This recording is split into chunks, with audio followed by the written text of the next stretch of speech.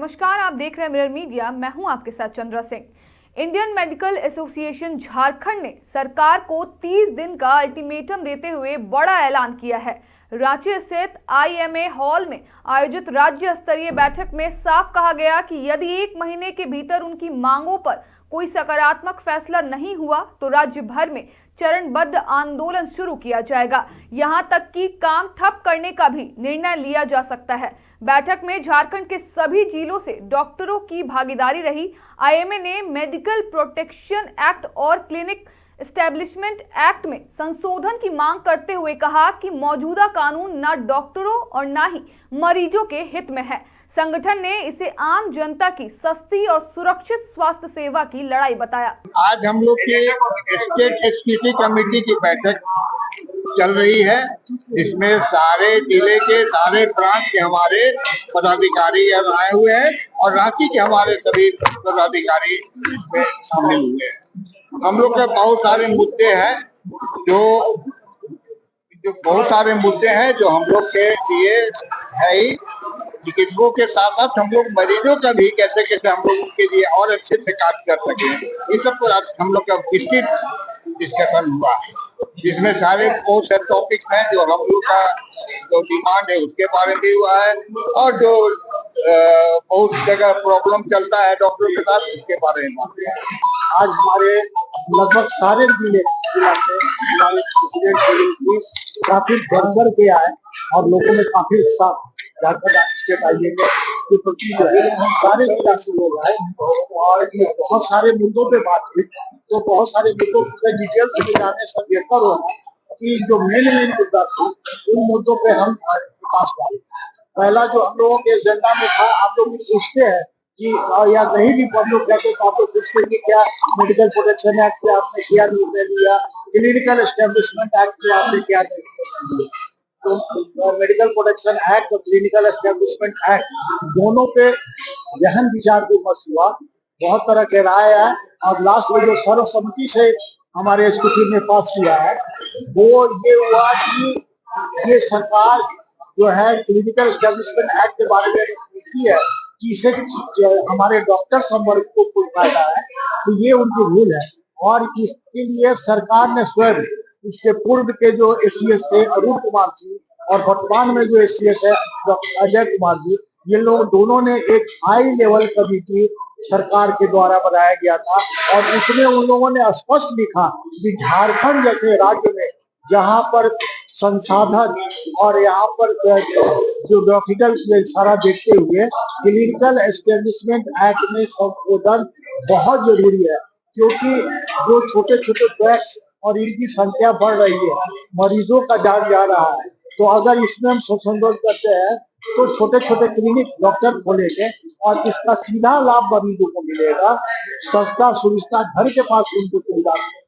Plus जो referral cases अब सिमडेगा में है उसका केसेस अगर रांची में आ रहा तो उसका कारण है कि वहां पर आपका चिकित्सीय सुविधा सुदृढ़ नहीं है, वो नहीं चाहता है, मजबूरी में आ रहा है। रांची में आने के बाद उसके साथ बहुत तरह की खर्च है। तो ये आपको मैं बता दूं कि जब झारखंड में हम लोग क्लिनिकल एस्टेब्लिशमेंट एक्ट की बात कर रहे थे तो अखबारों में आप ही लोगों के द्वारा बहुत प्रकाशित हुआ। बिहार से हमारे जो वहाँ गए थे और सदस्यों ने कहा कि आप लोग ये कर रहे हैं, इस पेपर से जो आप लोग अवेलेबल कराइए। और यहाँ बात चल ही रही है और मैंने अवेलेबल करा 1 महीना के अंदर बिहार में क्लिनिकल एस्टेब्लिशमेंट एक्ट में 40 बेड तक वहाँ पर जो है उनको स्वतंत्र कर दिया। इसके पीछे कारण क्या था? उन्होंने देखा कि इससे सरकार को फायदा है, इससे जनता को फायदा है। अब ना मेरे पास उतने डॉक्टर हैं, ना मेरे पास उतना संसाधन है कि मैं इतना सुदूर ग्रामीण क्षेत्र तक अपनी चिकित्सा सेवा उपलब्ध करा सकता हूँ। तो सिर्फ नारा कि मैं अंतिम व्यक्ति तक स्वास्थ्य सेवा पहुंचाऊंगा वो आपसे नहीं है। आप अपने आपके सबसे बड़ा ऑर्गेनाइजेशन जो आईएमए है, आप उनको साथ लेके चलिए ना। आप कंधे से कंधे, हम तो सरकार के साथ चलने के लिए तैयार है, कंधे से कंधे मिला के चलिए ना। आप उनके साथ चलिएगा तो आपका ये सपना साकार हो सकता है, लेकिन ऐसा नहीं। तो हम लोगों ने निर्णय लिया कि अगर सारे लोगों का, हम लोग तो बहुत तरह का बहुत और भी स्ट्रॉन्ग निर्णय होने जा रहा था, लेकिन हमारे जो सीनियर डॉक्टर्स थे उनका सजेशन हुआ कि आप 1 महीना का उनको वक्त दीजिए कि सरकार इस पे जनहित में सरकार जनहित में इसके गंभीरता से सोचे, अन्यथा 1 महीने के बाद चरणबद्ध आंदोलन होगा जिसमें आज हमारे सरकारी चिकित्सक तो अम्ब्रेला तो ये नहीं है, तो सारे लोग को कहते हुआ कि सारा सरकारी गैर सरकारी सारी चिकित्सा सेवा ठप कर दी जाएगी और जरूरत पड़ा तो यहाँ तक कि हमारे सरकारी चिकित्सक जो है रिजिग्नेशन देने के लिए भी तैयार। तो अब हम उस हद तक जाने के लिए तैयार है क्योंकि हमने बहुत अभिनय किया।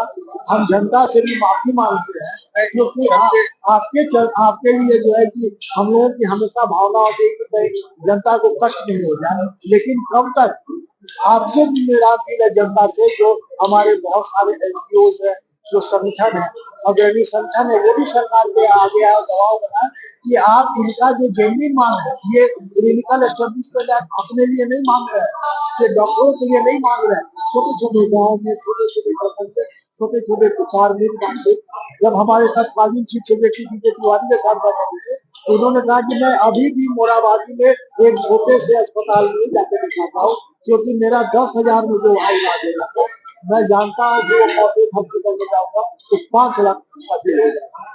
तो जनता को आप इससे भी बचाइए ना। जहाँ तो पहले क्या था, आप जाते थे डॉक्टर साहब का नाम अरे आइए उदय जी क्या हाल चाल है, बैठिए, आपका इलाज भी हो जाता था, 4 सैंपल भी हो जाता था, पैसा नहीं भी तो आप आगे पहुँचा देते। तो ये स्थिति वो स्थिति बनाने की जरूरत है।